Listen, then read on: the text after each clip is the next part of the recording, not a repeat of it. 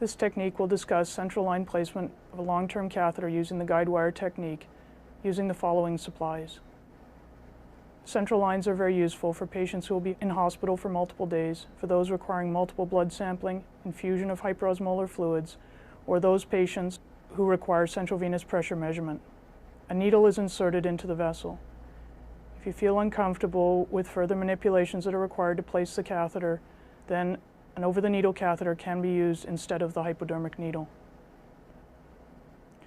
Once the needle is in the vessel, a J-wire is inserted through the needle and into the vessel. This wire is retracted back into its sheath and then inserted through the needle and into the vessel. The J on the end of this wire spreads the walls of the vessels apart, which facilitates insertion of the wire into the vessel. In some of our smaller patients, the J is a little large for insertion into the vessel, in which case the wire should be turned around and the straight end inserted. Once the wire is in the vessel, the catheter is inserted over top of the wire and then will be secured in place.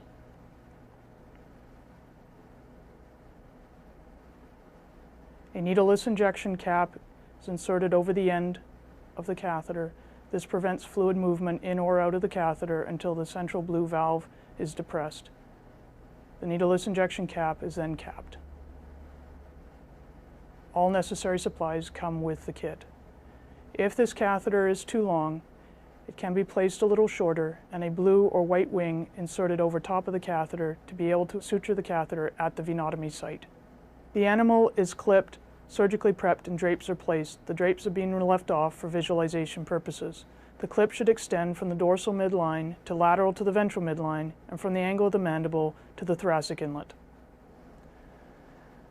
When holding off the jugular vein, care should be taken to ensure that the index finger depresses directly into the thoracic inlet rather than retracting the skin caudally at the same time, which will flatten the vessel. The jugular vein runs from the angle of the mandible to the thoracic inlet in a straight line.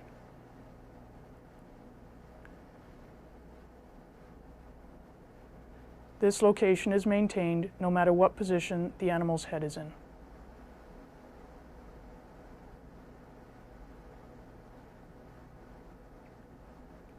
The catheter is pre-measured to an appropriate length, which is approximately the fourth intercostal space when using the jugular vein in order that central venous pressure measurement can be done.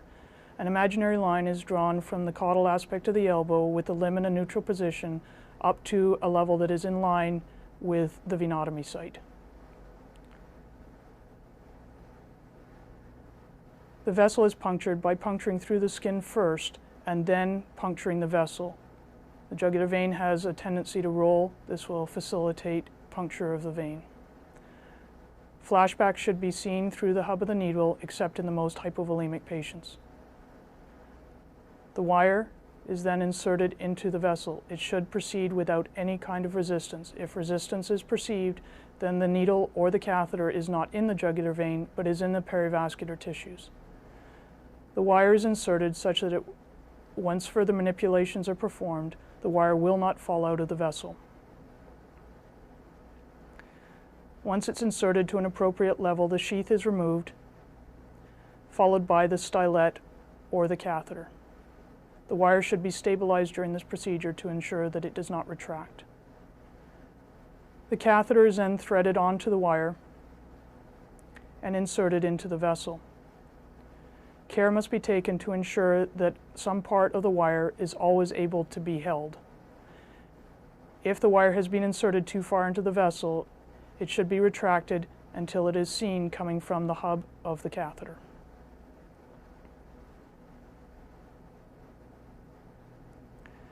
Using a rotating action with the thumb and forefinger down near the skin site, the catheter is then inserted into the vessel. Minor force may be required to get it through the skin and the subcutaneous tissues. It will follow the path of the wire, and there should be no concern with this process. The catheter is then inserted to the pre-measured level.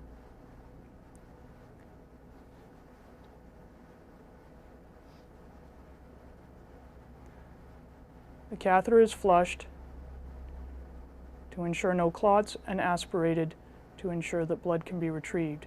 A needleless injection cap as well as a cap are inserted. The catheter is sutured to the skin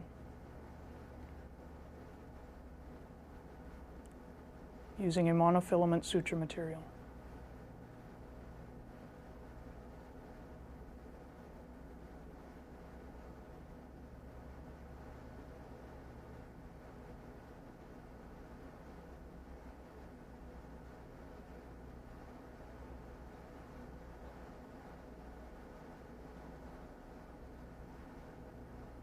For additional security, an additional suture can be placed around the distal suture groove and into the skin.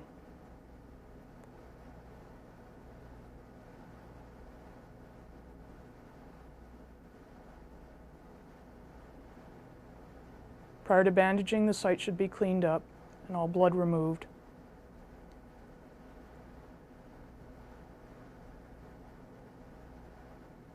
Broad-spectrum antibiotic ointment should be placed over the venotomy site if desired.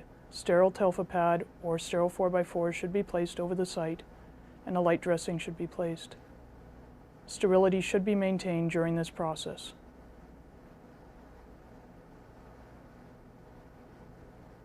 Care should be taken when placing a circumferential neck dressing to ensure that the dressing is not on too tight, as this can occlude venous flow and the airway.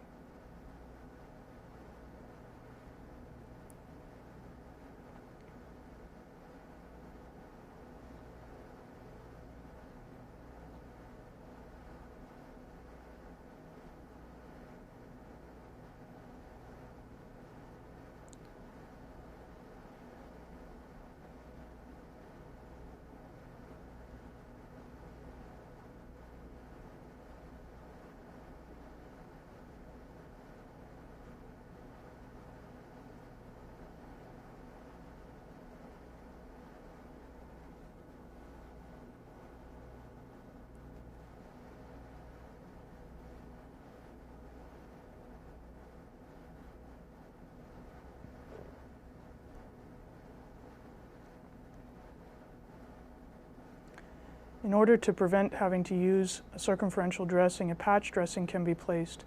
The telfa pads are followed by sterile 4x4s and then elasticon, which is stapled to the skin.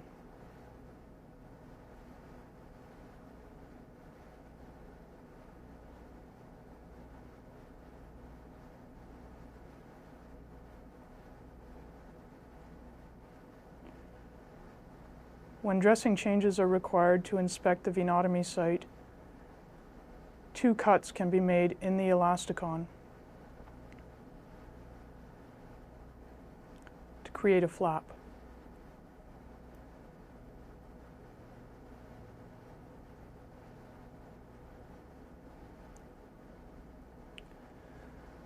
The 4x4s are removed, followed by any telfa pad. The site can be inspected, cleaned, and a new sterile dressing can be placed.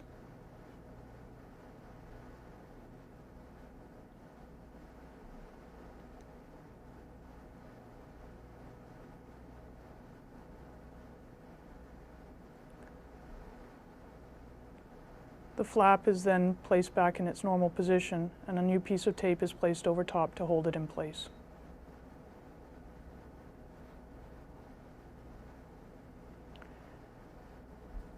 If the catheter is too long, then a blue or white wing is placed at the venotomy site. There's a longitudinal groove here that allows the wing to snap easily onto the catheter, and there are 2 other suture grooves that must be sutured in order to hold this wing in place over top of the catheter. It's very important to suture at the venotomy site, as these catheters will have a tendency to back out if they are not sutured at the skin puncture site. Therefore, once again, if this catheter is too long, a blue or white wing should be placed on here and then sutured to both the skin, and sutures should be placed around the grooves holding the catheter to the wing.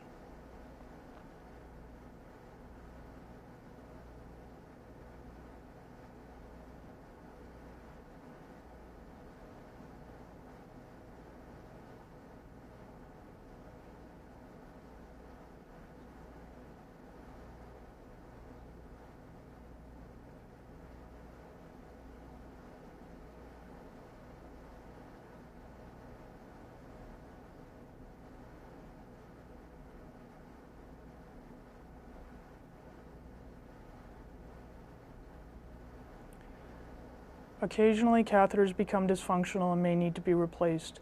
The advantage of this kind of catheter is that an over-the-wire catheter exchange can be performed. A new catheter is opened, and the wire is inserted through the old catheter. The old catheter is then removed, leaving the wire in the vessel. Again, care must be taken to ensure that the wire can be held at all times.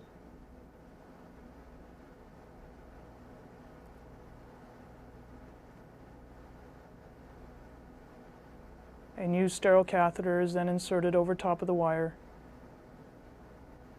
and into the vessel. Again, a rotating action at the skin site will facilitate placement of the catheter through the skin and subcutaneous tissues.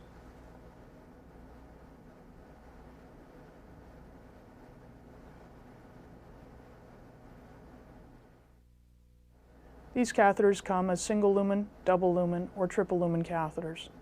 All catheters are placed in a similar fashion.